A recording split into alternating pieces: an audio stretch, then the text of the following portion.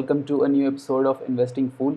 और आज की वीडियो में हम बात करेंगे रीबैलेंसिंग के बारे में। हमारे पोर्टफोलियो में 2 नए स्टॉक्स आए हैं और 2 पुराने वाले स्टॉक्स गए हैं। तो अभी हम बाई वीकली रीबैलेंसिंग पे चल रहे हैं, जैसे कि मैंने बताया है पिछले कुछ वीडियोस में। तो अप्रैल मिड में एक रीबैलेंसिंग हुई थी और अप्रैल एंड में एक रीबैलेंसिंग है।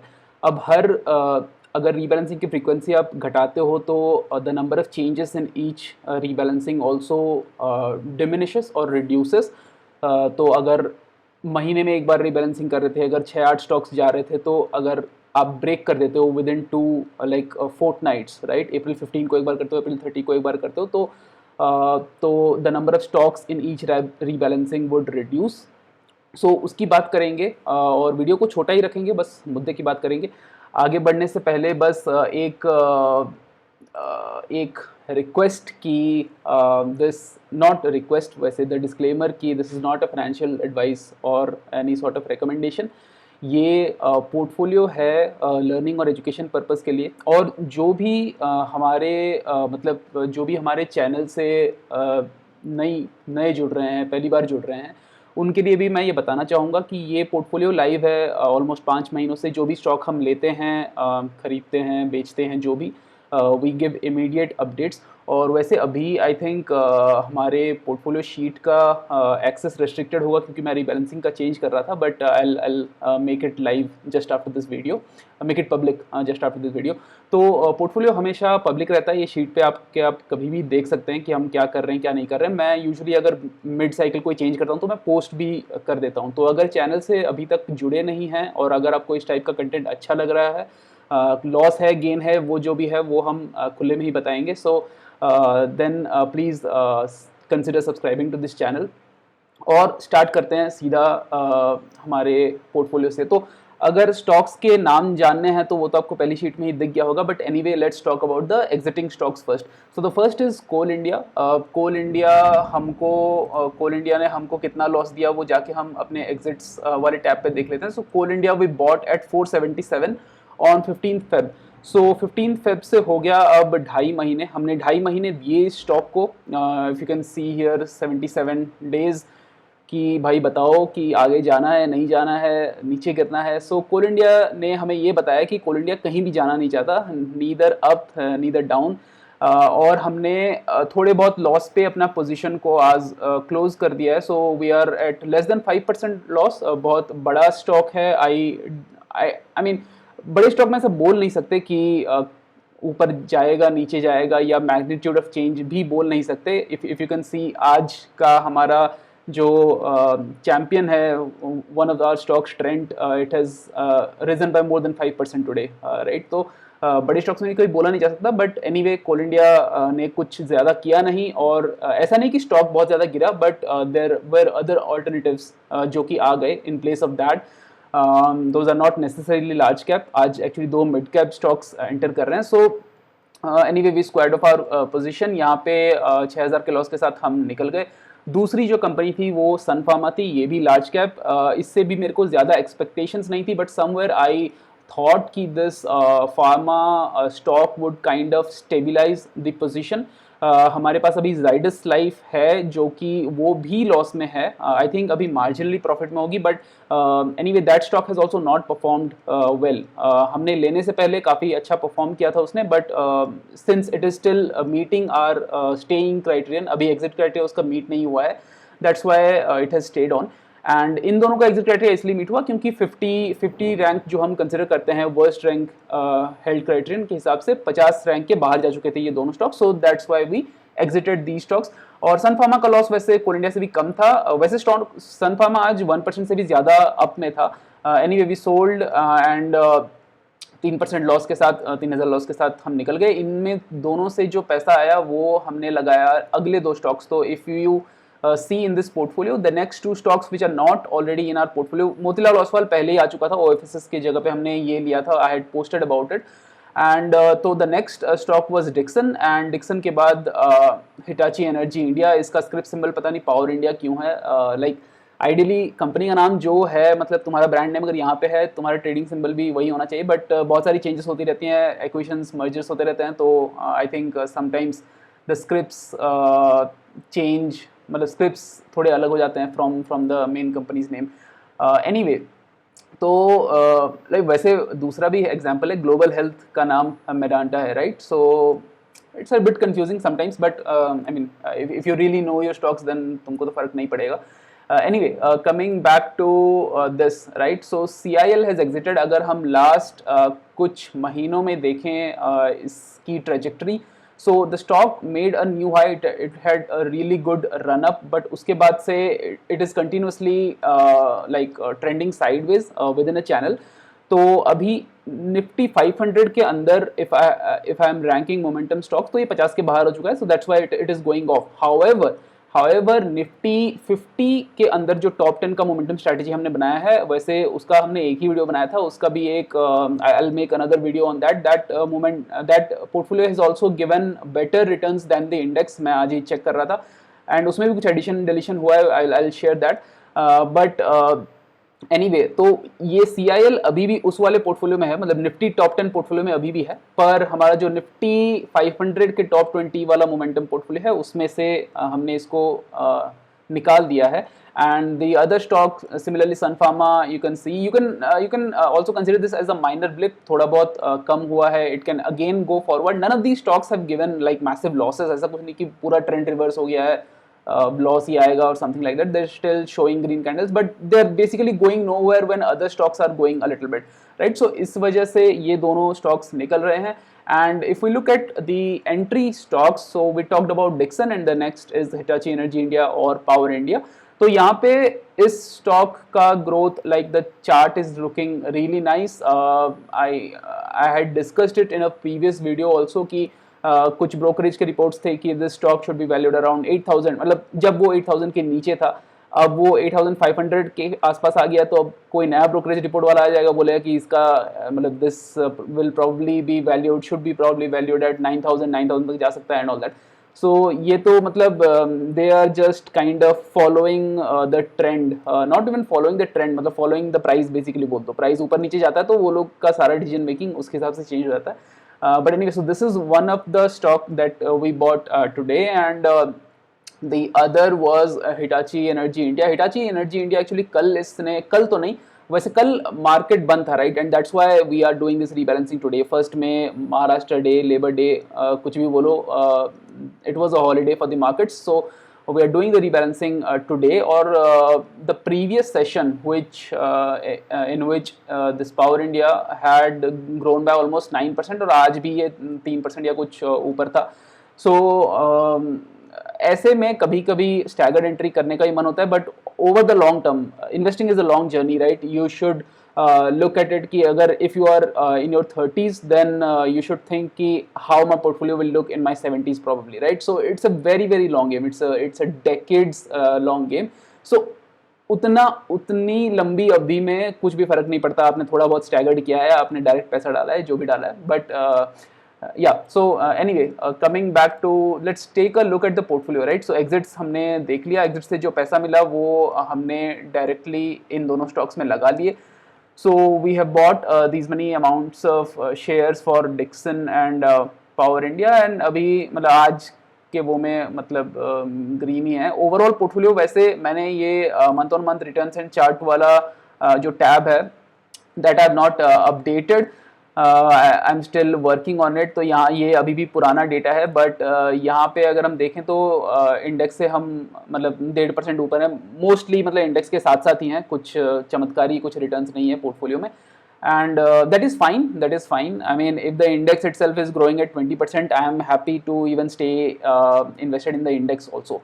Or so this is one thing. The other one other thing I wanted to show. First तो एक तो एक्चुअली वन डे रिटर्न भी आज देख लेते हैं. आज का अगर दिन हम देखें, अब बात कर ही रहे हैं पोर्टफोलियो की, तो वन डे रिटर्न भी देख लेते हैं. तो वन डे में आज ट्रेंड ने ऑलमोस्ट 5.5% ग्रोथ दिखाई है, and trend has actually become the stock with the largest gain till now. Stock आया था I think December is when it came, let me just check. In the mid of December, right? Mid of December से हो गई इसको 4 महीने, and it has given 50 almost like 55%, right? So 55% for such a large cap stock, 1.5 crore से ऊपर की है I think इसकी market cap. Let's just check the market cap. हाँ, 1.5 करोड़ से ऊपर की है मार्केट कैप.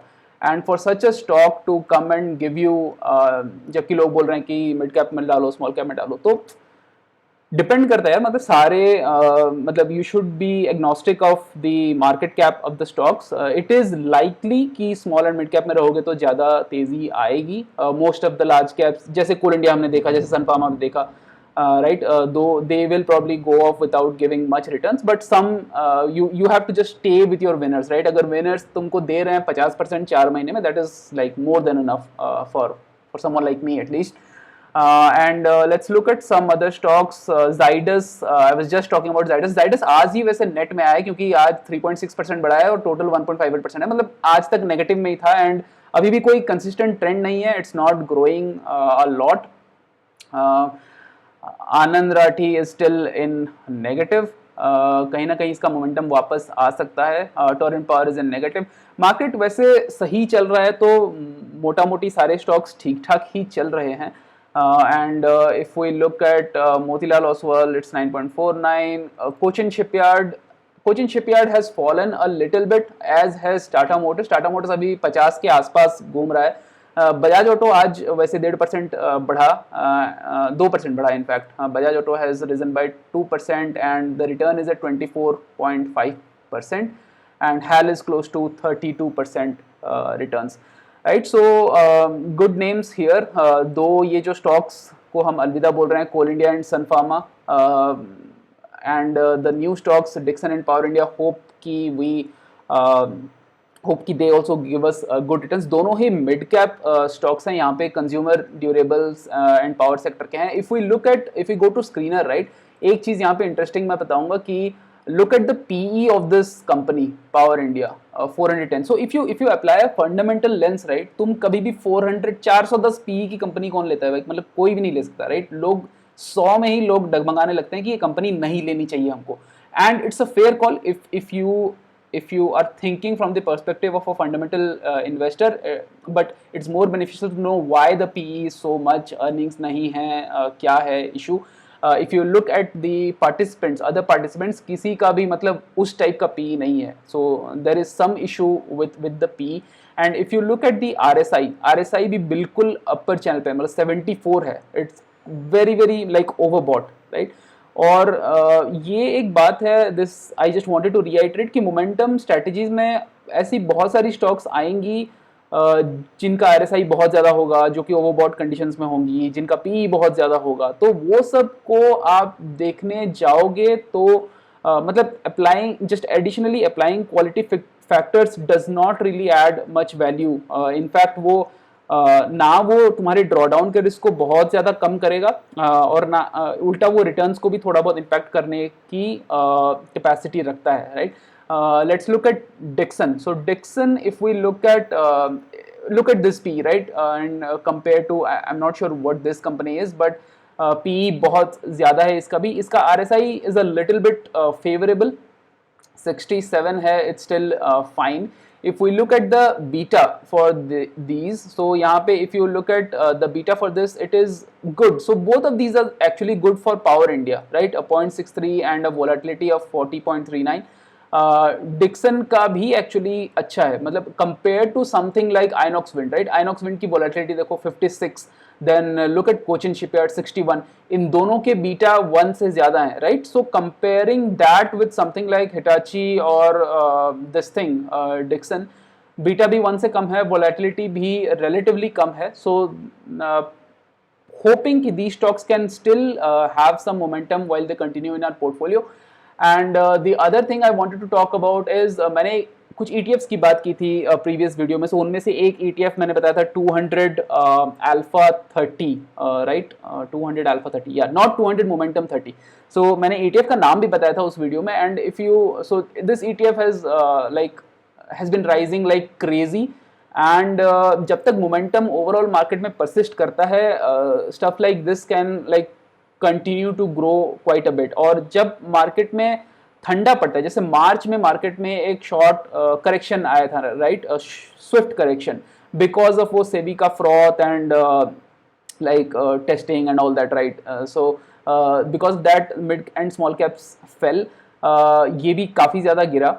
Then अप्रैल में अगेन मिड में गिरा था and then it is again rising, right? So अब 2 महीने से हम ऐसे देख रहे हैं कि मार्केट में like there is no consistent momentum, but जब गायब होता है तो बिल्कुल गायब हो जाता है और फिर आता है तो जैसे 2-3 हफ्तों के लिए काफी ज्यादा मोमेंटम आती है, right? So that presents a good opportunity for someone who wants to swing trade in these kind of like ETFs. They can do it also. Again like no recommendation at all.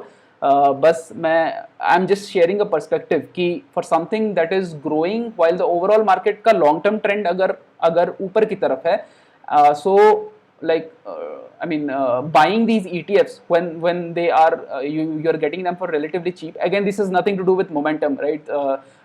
But yeah, so that might be an interesting choice for some investors. तो आज वैसे बस इतना ही बोलने का था. And thanks for watching. अगर अभी तक देख लिया है तो, और अगर चैनल को सब्सक्राइब नहीं किया तो सब्सक्राइब करो. अगर वीडियो अच्छा लगा तो लाइक करो. आज टाइम बहुत कम है, इसलिए I also didn't think of putting about much more content. और वैसे भी 2 स्टॉक्स बस जा रहे हैं, 2 स्टॉक्स ऐड हो रहे हैं. So again if you have any perspective about the video let me know. और वैसे और एक चीज़ है कि yeah, I'm thinking of like adding XIRR as well to this portfolio. It was recommended by one of the users of our community. So वो भी मैं डालूंगा. And the other thing is I'd already discussed time held, right? Days for which we are holding. तो ये भी ऊपर हो गया है because these 2 stocks have also stayed for quite some time. So अभी 62 मतलब 2 महीने से ऊपर का होल्डिंग पीरियड है on average. If you look at the percentage of winners and losers, right, हमारे 60% ऑलमोस्ट लूजर्स ही हैं. And this you have to remember, momentum में मोस्टली तुम्हारे लूजर्स ही आएंगे जो कि निकलेंगे. बट विनर्स का जो गेन परसेंटेज है that should be more than the losers का लॉस परसेंटेज, राइट? अगर हम विनर्स का गेन परसेंटेज देखें यहाँ पे तो 22% के आसपास ऑन एवरेज दे रहे हैं. And this ideally shouldn't be a simple average. This I have done a simple average for now. Ideally this should be maybe a weighted average. I'll have to think more on that. But यहाँ पे अगर losers का percentage देखें तो it's 9.9% और winners का 22%. But losers are more in quantity and winners are less, right? So yeah, that's pretty much it. आज का वीडियो इतना तक ही रखते हैं. And see you in the next video. Till then, have a happy rest of the week. मिलते हैं weekend में. Till then, bye bye, take care.